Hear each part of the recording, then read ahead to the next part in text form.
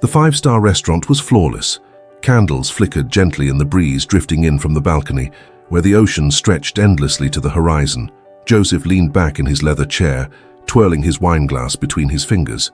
Across from him, Rachel, dressed in a sleek black dress, smiled as she ran the tip of her shoe along his leg. "You look pleased," she murmured, leaning in slightly, her lips just inches from his ear. Joseph let out a low chuckle. "And I am."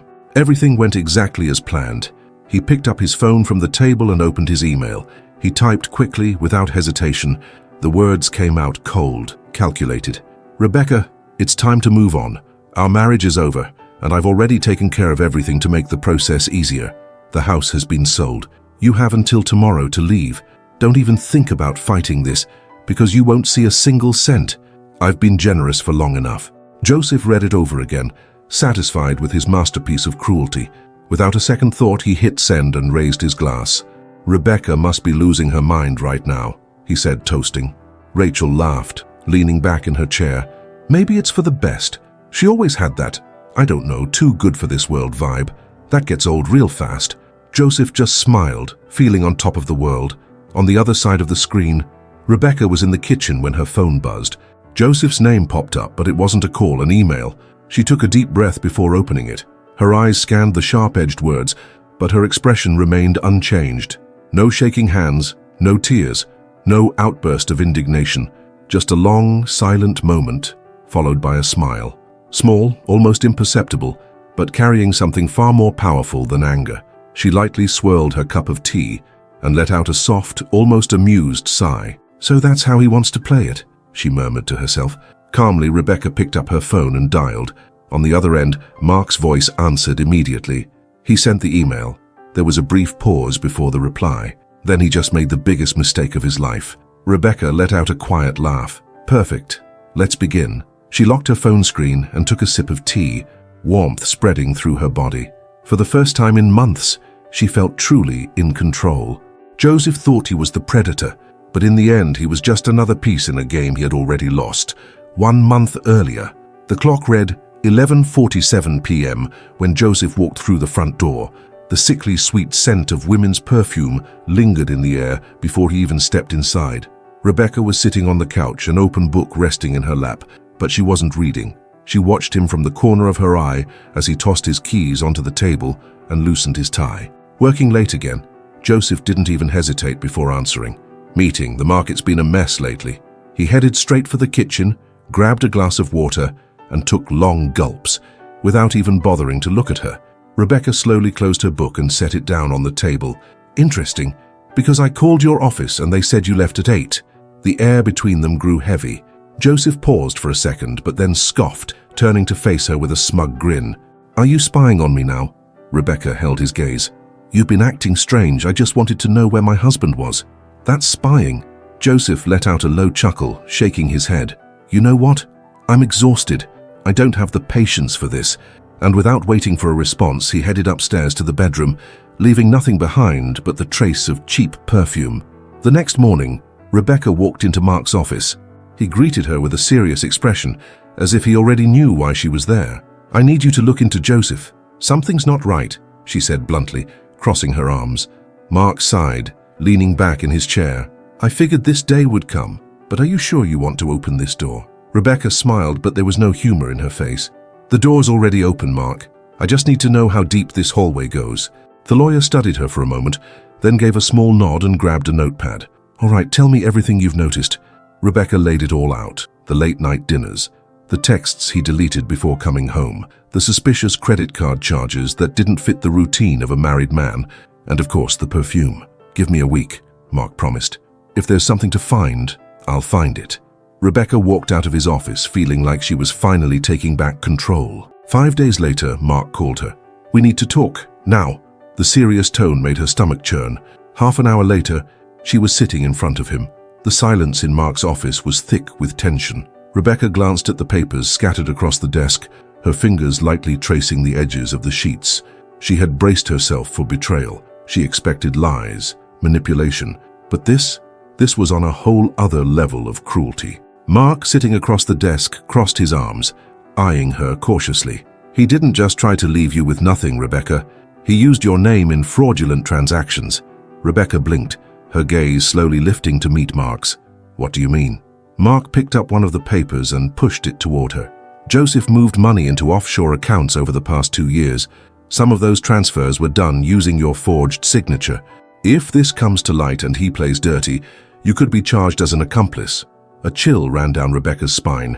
She grabbed the paper and read through the detailed information. Account numbers, ridiculous amounts of money transferred to banks on tropical islands. She let out a dry laugh, humorless. So he didn't just want to throw me away. He wanted to steal from me. But now we have this on him. And if we play it right, he won't have anywhere to run, Mark said. Rebecca let the paper fall onto the desk and crossed her arms. I could confront him right now, shove this in his face and watch the color drain from his cheeks. Mark tilted his head. You could, but doing that would give him time to figure out a way out. Do you want revenge or do you want to destroy him? Rebecca stayed silent for a few seconds. Then she smiled slowly. I want both. That night, Rebecca returned home and found Joseph in the office, hunched over his laptop. He didn't even look up when she walked in. You've been working a lot lately, she said casually, leaning against the door frame. Joseph scoffed, never lifting his eyes from the screen. Someone's got to hold things together. Rebecca smiled, but it was a smile he didn't notice. Of course, always so responsible. Finally, Joseph glanced up at her, his eyes narrowing. What's your problem? She tilted her head slightly, sizing him up. None, just watching. Joseph shook his head and went back to typing. She turned and left the office, leaving Joseph behind, completely unaware that his house of cards was already crumbling. Weeks after sending the email, Joseph walked into the courtroom, chest puffed up. His suit was flawless, the designer watch sparkling on his wrist, and his expression was one of total confidence. He had already imagined how this would go. Rebecca, defeated, maybe with dark circles under her eyes from crying all night. Her lawyer trying and failing to make a case. Him walking out of there victorious, free, with Rachel waiting outside. But as he crossed the double doors of the courtroom, the scene that greeted him was nothing like what he had expected. Rebecca was already there, not curled up, not defeated. She sat with perfect posture, dressed in a somber yet elegant outfit that made her look like a true queen facing judgment. Next to her, Mark adjusted his tie, a small smile playing on his lips. The way Rebecca held her chin high and the cold gleam in her eyes sent an alert deep in Joseph's mind.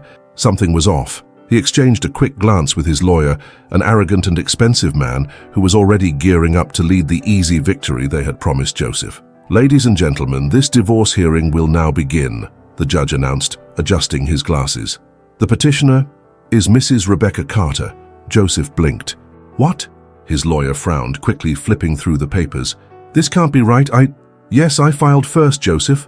Rebecca's voice sliced through the air like a sharp scalpel. She slid her hands over the table, her fingers long and steady, as if she were playing a game he didn't even know existed. Joseph opened his mouth, but the judge had already continued. Additionally, before we proceed with the division of assets, there is something else to discuss. Mark grabbed a thick folder and slid it across the judge's desk. Your Honor, here is evidence that Mr. Joseph Carter has hidden millions of dollars in offshore accounts. Moreover, he used my client's identity in fraudulent transactions without her consent. We request that these assets be frozen until the investigation is concluded. Joseph froze. His lawyer swallowed hard, flipping through the papers. This is insane, Joseph finally managed to say, but his voice came out louder than he intended.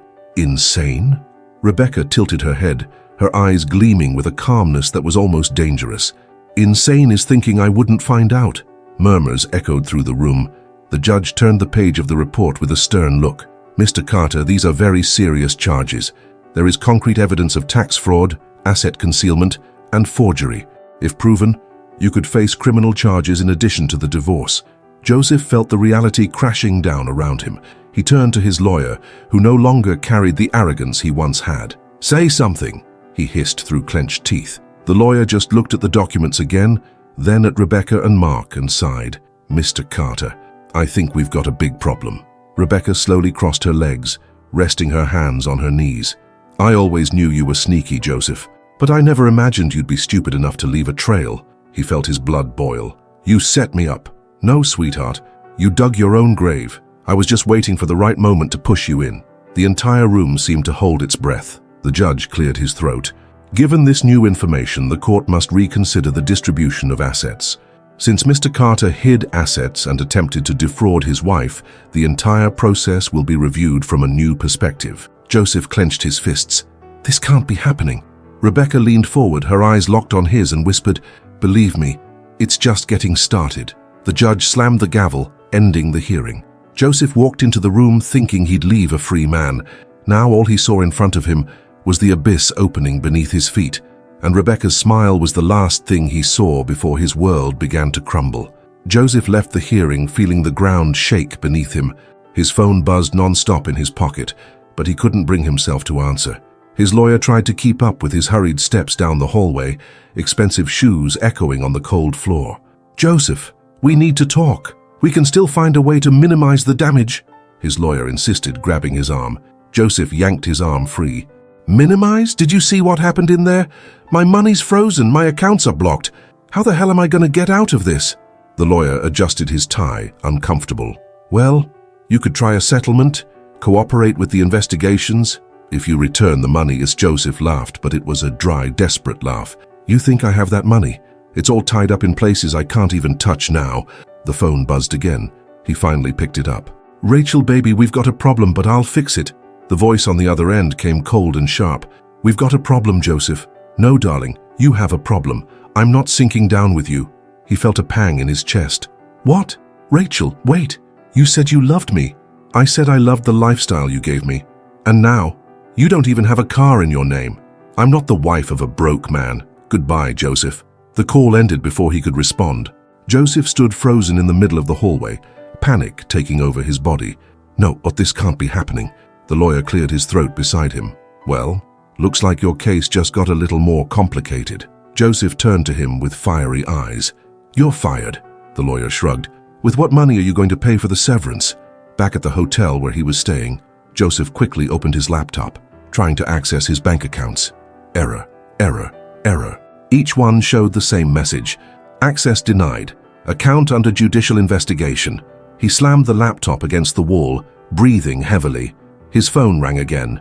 He answered immediately. "For God's sake, please tell me it's some good news." The voice on the other end was serious. "Mr. Carter, this is the bank. Your mortgage has been revoked. You have 48 hours to vacate the property." "But I sold that house." "Yes, and the transaction is being legally undone due to the frauds associated with your name." "Legally? The property is still in dispute." Joseph felt sweat running down his forehead. "I can't be bankrupt. I can't." The next day, Rebecca calmly had her coffee at a fancy restaurant. Joseph Carter's name was everywhere. Newspapers, financial gossip sites, former businessmen involved in multi-million-dollar fraud, assets frozen, criminal investigations ongoing. Mark sat across from her and smiled. "Looks like he fell right into your trap." Rebecca stirred her coffee with the spoon, staring at Joseph's picture on the newspaper's front page. He looked destroyed, defeated, with deep, dark circles under his eyes and a lost look. "He thought I was going to fall apart," she said with a light smile, "but the one who fell was him." She left the newspaper on the table, grabbed her purse, and stood up. "Now, how about we celebrate? After all, I just got rid of dead weight." And with that, she walked out, not looking back. The afternoon breeze gently swept through the balcony, swaying the white curtains in the newly furnished apartment. The golden sun reflected off the crystal glasses on the table, next to an open bottle of champagne. Rebecca took a deep breath, feeling the lightness in her chest that she hadn't experienced in a long time. She was there, in the house she chose, bought with the part of the fortune Joseph tried to hide. Ironic. "Is everything in place?" Mark asked, leaning against the kitchen door, watching her with a smile. Rebecca took a sip of champagne and nodded. "Everything.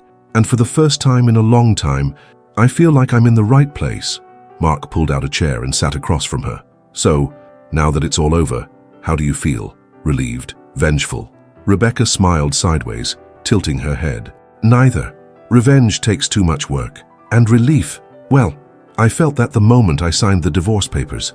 Now I feel something much better." She raised her phone, showing a recent news notification. On the screen, the headline read, "Ex-businessman Joseph Carter faces tax evasion lawsuit. Possible prison time ahead." Rebecca chuckled softly, not out of mockery, but out of disbelief. It seemed fate was a better writer than anyone could imagine. He was always so obsessed with money. and now he's drowning in it. Mark laughed, grabbing the bottle to pour himself a glass. I never imagined he'd sink so fast. Without money, friends, or power, he's just a regular guy. Rebecca raised her glass, tapping it lightly against his. Not even that. He's a broken man. They clinked glasses. The soft chime of the crystal echoed gently through the spacious room, like a fitting end to that story. Rebecca leaned back in her chair, gazing out the large window at the lit-up city. She didn't feel anger. She didn't feel pity, just an emptiness filled with peace and freedom. In the end, the best answer to betrayal was never hatred. It was success, and she, without a doubt, was living the best possible answer. With one last smile, she moved on. Months passed, and the fates of Joseph, Rachel, and Rebecca went in different directions. Joseph, once a powerful man, now lived in the shadow of endless scandals and lawsuits. With no money, no allies, and his name destroyed, he was reduced to just any man fighting to escape prison. But the truth was cruel. He would never escape his own failure. Rebecca, on the other hand, flourished. With her new life, she chose not to carry resentment, only memories of a war she won. And unlike Joseph, she never had to hide. After all, her name was now synonymous with something he never had: freedom. There are moments in life when we are betrayed, underestimated, or even discarded by those we trust. The pain can be overwhelming, but true strength doesn't lie in retaliating with hatred. It lies in rising again with dignity. Revenge may bring fleeting pleasure, but nothing is more powerful than moving forward, stronger, wiser, and happier. In the end, the greatest response to injustice isn't wishing for the downfall of those who hurt us. It's ensuring that our own success speaks for us. If this story touched you, don't forget to like and subscribe. Tell us where you're watching from in the comments. We'd love to see how far this story has reached.